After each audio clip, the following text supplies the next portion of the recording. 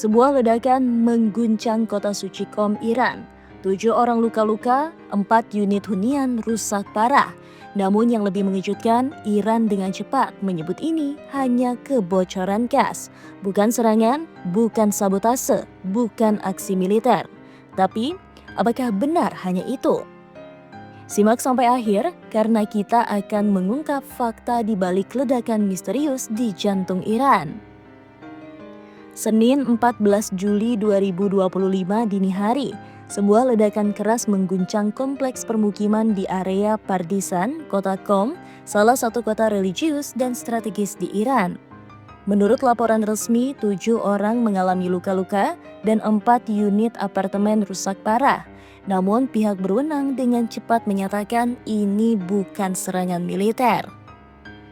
Kepala Pemadam Kebakaran Kota Qom menyebut bahwa penyebab ledakan adalah kebocoran gas dan saat ini masih dalam penyelidikan lebih lanjut. Qom bukan kota biasa.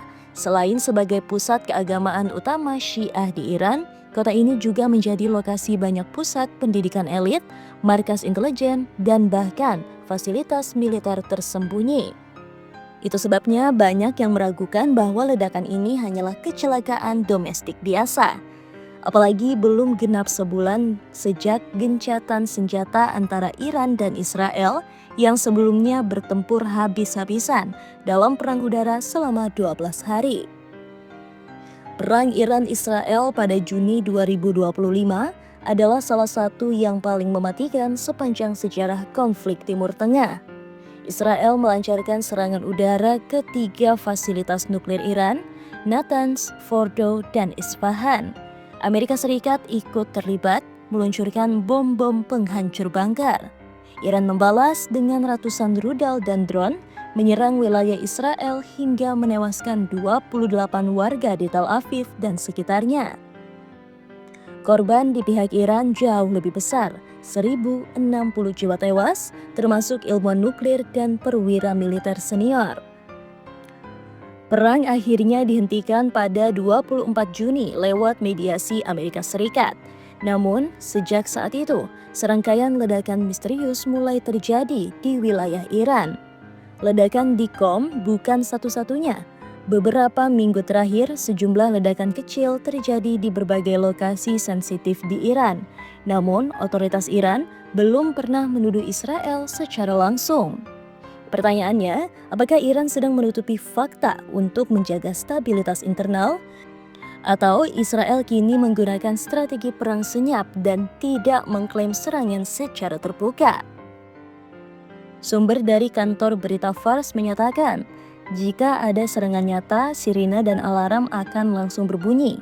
Namun, bagaimana jika serangannya begitu tersembunyi, begitu presisi, hingga tak sempat terdeteksi?